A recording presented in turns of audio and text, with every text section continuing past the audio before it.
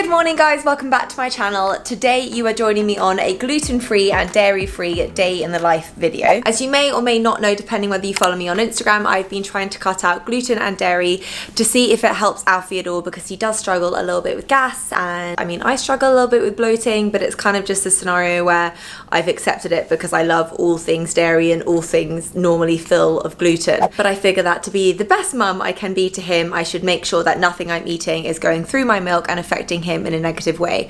So I've been off gluten and dairy, gluten for 2 weeks and dairy for about a week now, and I'm gonna try them again in the next few weeks, but for the minute I'm still off both of them. So I thought it would be fun to show you a day in the life, what I've been eating on gluten-free and dairy-free, and hopefully it gives some inspiration because I know a lot of other mums struggle with the same things. So I am dressed in gym kit. I did manage to do a mini little workout this morning while Jack looked after Alfie, which is amazing. And now I have breakfast. Let's be honest, my eggs are totally overcooked, and yes, I could have redone them for you, but that wouldn't have been an accurate day in the life. So this is breakfast. Look at the little boy just sleeping away. We have half an avocado on gluten-free toast, which I have from Marks and Spencer.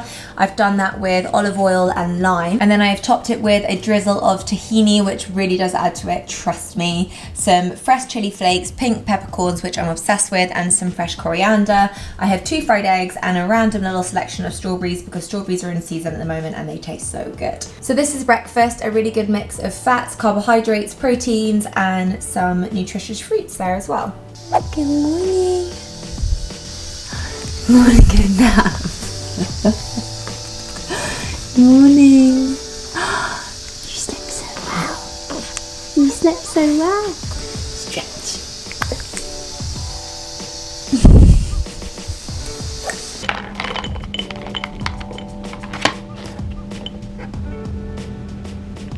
This is lunch, one of my favourite healthy, easy go-to salads that is packed full of nutrition but tastes really good as well. For some reason, the camera decided to blank out when I was chopping up my kale and my mint, but what you have here is 3 stems of fresh kale which you wash and then just remove the stems and then chop up the leaves along with a handful of fresh mint leaves finely chopped. Then what you want to do is grab a handful of basil, probably a little bit more elegantly than I am here and not destroy your plant. Finally chop that and put that in with the salad as well. It gives a really nice flavour with the herbs with the mint. Then depending how spicy you like your dish, I use 1 finely chopped red chilli, and you want to just add that into the salad before you dress it. For the dressing, what you're going to use is a good glug of extra virgin olive oil, the juice of 1 lemon. I would also add in the juice of a lime here, but I didn't actually have it to hand.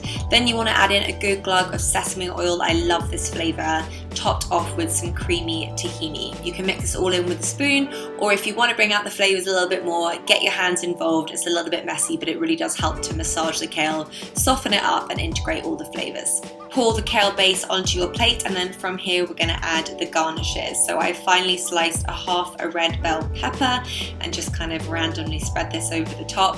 Then this is what I prepared earlier. We have some crispy white onions which have just been fried off in the pan with some olive oil, super simple. And then also some sweet potato that I roasted in some smoked paprika and olive oil in the oven for 20 to 30 minutes till they were nice and crispy. And then finally we're just going to add a little bit of crunch. So sprinkle over some sunflower seeds and then add some dried cranberries because they just really help to lift the dish and add a little bit of sweetness to it. And that's it, a really lovely, packed full of flavour, healthy kale salad that honestly doesn't really feel like a salad at all. I'm going to show you this now before dinner tonight because let's be honest, it may not even last till dinner time, but I have searched far and wide for a good vegan ice cream and this is the bomb, the Brooklyn Creamery, and this one is actually the coconut and chocolate that has a different.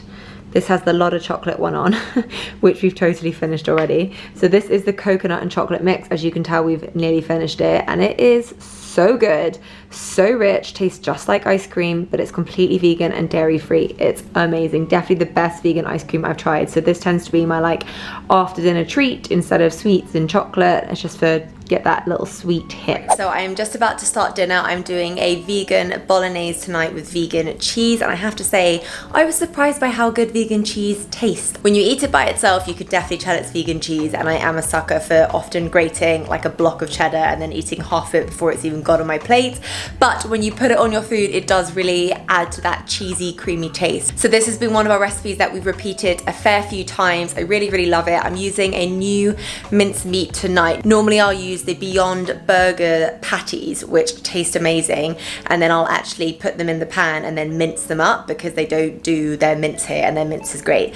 But today in the supermarket I found some actual vegan mince, which is like mincemeat, so I figured that was probably a better option. I think we're gonna lose the light any minute, so I hope this stays bright so that you can see some of the cooking. But it's pretty much just a bolognese recipe that you would use for normal meat, just without the meat and with vegan cheese in it as well. So this is all the ingredients we need. I've got 3 sticks of celery, a bunch of baby carrots. Don't ask me why they're baby carrots, it's the only thing they had in the supermarket. A little bit of chili to add some spice, 3 cloves of garlic, 1 bell pepper, a bunch of mushies, that's about 150 grams, 1 white onion. This is the minced meat that I'm using. I can't tell you if it's good yet because I haven't tried it, but let's hope it is. And then we have some tins of tomato and my vegan cheese, which as you can see I've already been through quite a bit. This is from the organic larder and it's already grated, which makes life very easy. And then I've got a bunch of gluten-free spaghetti to go with it. Obviously Jack and I aren't gonna have a whole pack of vegan mincemeat each, but I'm trying to cook in bulk as much as possible to save me time and to save me reaching for biscuits and quick sugar highs when Alfie is a little bit difficult and I don't have time to cook. So I can put a load in the fridge and then serve it with some sweet potato or some salad or something like that the next day, and it's got good protein in it.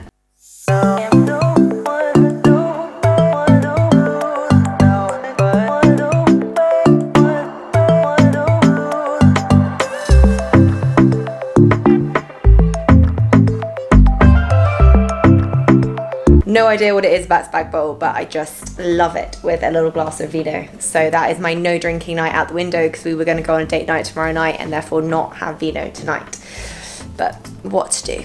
Normally I wouldn't make myself chop all my veg on one tray, but I wanted to show you this is all going in. Obviously there's a lot of veg here, but I do try and bulk it out with veg. A, to make sure that I have more food, but B, to pack it full of as much nutrition as I can. So this will go into some olive oil now and fry off, then I'll add some seasoning and then chuck in the mince.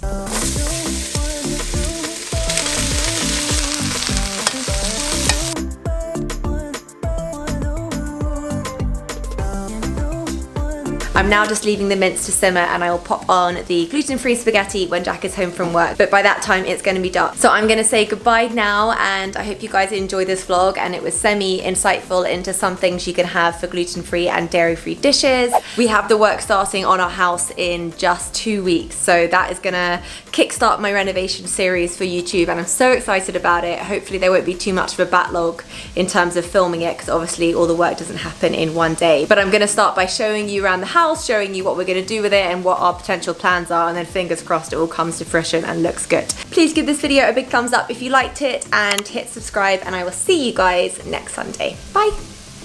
And this is the final result, a meat-free mince topped on gluten-free pasta with vegan cheese and coriander.